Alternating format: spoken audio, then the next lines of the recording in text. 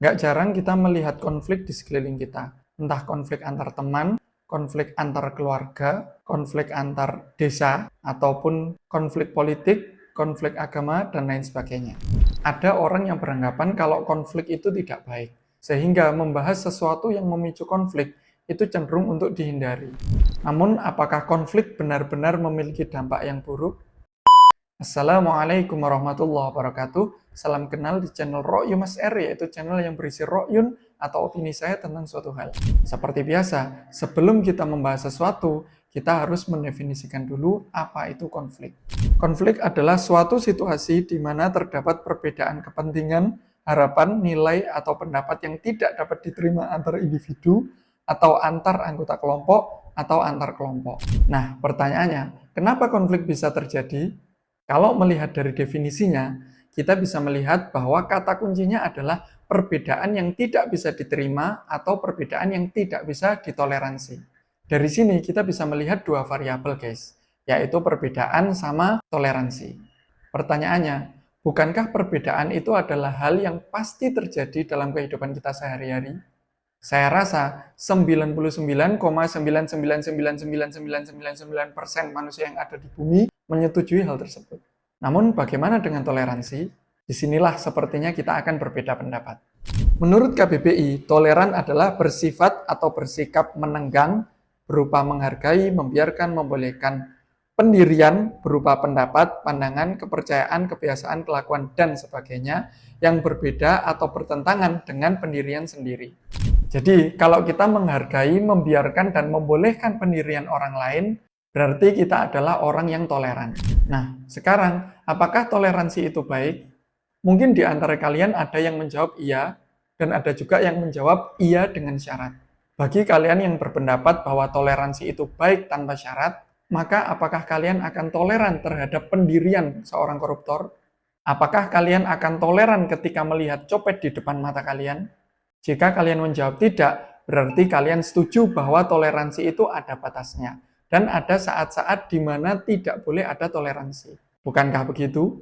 Namun, hal apa yang layak untuk ditoleransi dan tidak layak untuk ditoleransi? Ini yang cukup kompleks, guys. Dari sinilah kita akan kembali ke fitrah kita sebagai makhluk sosial, guys. Yaitu bernegosiasi untuk membuat aturan sosial untuk meminimalisir konflik.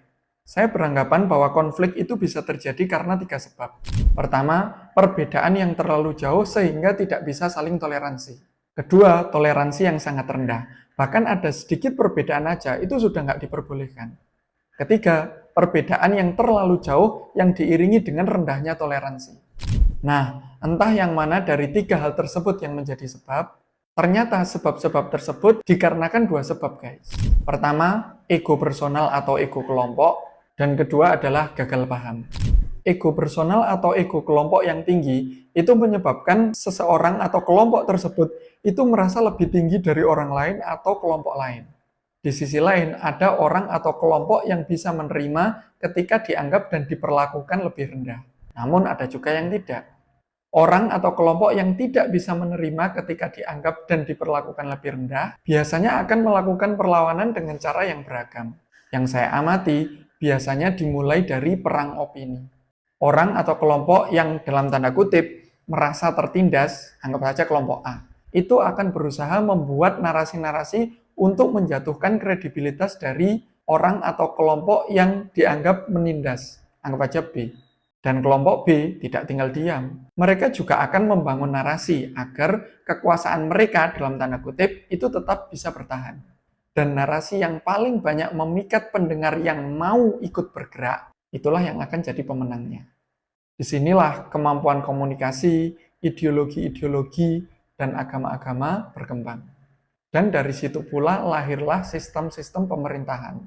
Kebetulan beberapa negara menggunakan sistem demokrasi. Salah satunya negara kita yaitu Indonesia. Demokrasi itu berasal dari bahasa Yunani kuno. Demos yang berarti rakyat dan kratos yang berarti memerintah.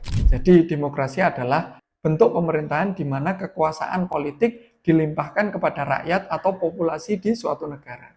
Kemudian pemerintahan adalah sistem atau sekelompok orang yang memerintah suatu masyarakat terorganisasi, umumnya negara. Sedangkan negara adalah suatu kesatuan politik yang mengatur masyarakat dan penduduk dalam suatu wilayah tertentu. Dalam ilmu politik, kekuasaan adalah kemampuan untuk mempengaruhi atau mengarahkan tindakan, keyakinan, atau perilaku aktor. Aktor di sini maksudnya bukan pemain film, guys, tapi rakyat. Dalam definisi demokrasi yang minimalis, para pemimpin dipilih melalui pemilihan umum yang kompetitif atau menggunakan suara terbanyak, guys. Kayak pemilu di negara kita lah. Yang jadi masalah, apakah demokrasi itu bagus? Bayangkan kalian ada di suatu kapal ya, dan kapal itu berisi 20 orang, ditambah kalian jadi totalnya 21 orang. Kemudian di kapal tersebut, nahkodanya atau orang yang ngerti tentang laut itu cuma 2. Sisanya itu nggak ada yang ngerti, termasuk kalian. Habis itu, kapal ini mau diarahkan kemana, itu mengikuti suara mayoritas. Sedangkan mayoritasnya nggak ngerti tentang kapal dan nggak ngerti tentang laut. Kira-kira hasilnya akan gimana, guys? Sekarang perumpamaannya saya ganti ya. Kalau misal di kapal tersebut, kan tadi 21 orang toh, nahkodanya atau orang yang ngerti tentang laut dan perkapalan, itu 19 orang. Kemudian kapal ini mau diarahkan kemana, itu mengikuti suara mayoritas. Kira-kira hasilnya akan kayak gimana, guys?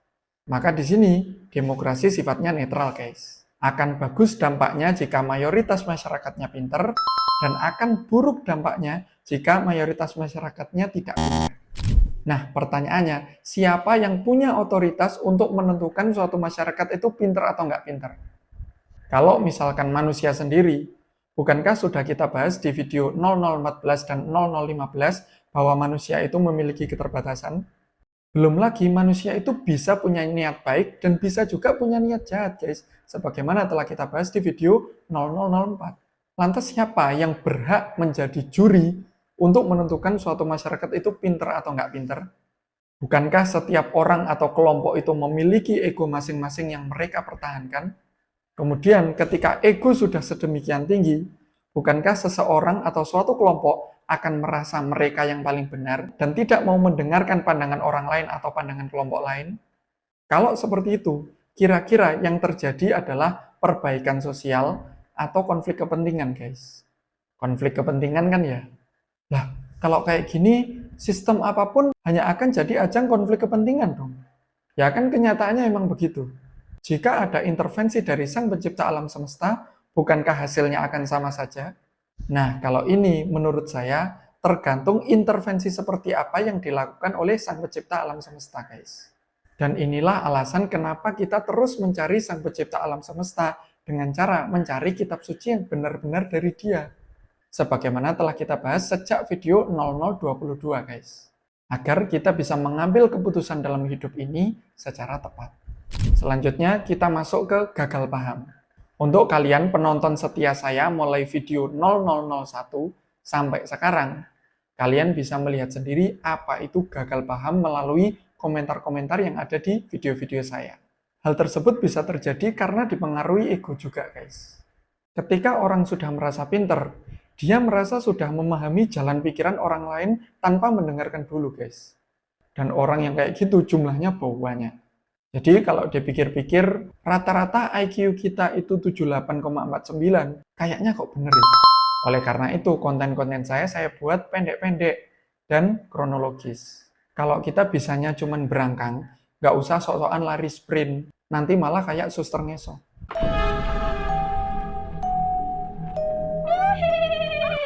Dan untuk meminimalisir konflik, kayaknya caranya kok dengan mempelajari agama secara ilmiah ya.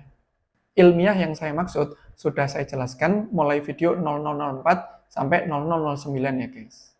Dan kalau mau mempelajari agama secara ilmiah, berarti harus mau sabar, harus mau belajar secara bertahap.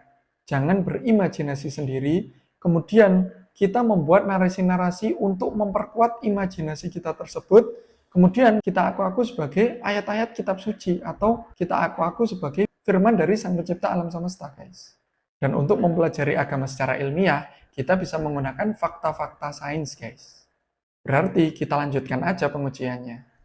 Sekarang kita tahu melalui sains bahwa bumi itu mengelilingi matahari.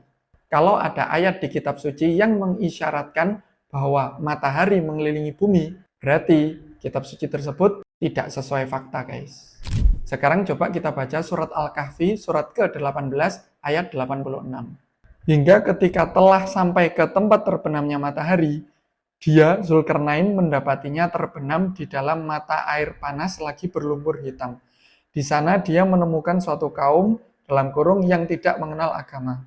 Kami berfirman, wahai Zulkarnain, engkau boleh menghukum atau berbuat kebaikan kepada mereka, dalam kurung, dengan mengajak mereka beriman. Di ayatnya sangat jelas tertulis ya guys ya, tempat terbenamnya matahari.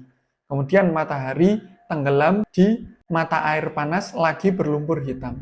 Ketika kita tidak bisa menemukan jawaban yang memadai untuk menjawab persoalan ini, maka konsekuensinya adalah Al-Quran memiliki ketidakakuratan. Sehingga Al-Quran posisinya menjadi sumber sekunder sejarah sebagaimana telah kita bahas di video 0023. Bagi teman-teman yang bisa menjawab persoalan tentang matahari tenggelam di lumpur hitam ini, silakan tulis di kolom komentar ya guys. Dan sampai jumpa di konten-konten berikutnya ya guys. Salamun ala man ittaba'al huda.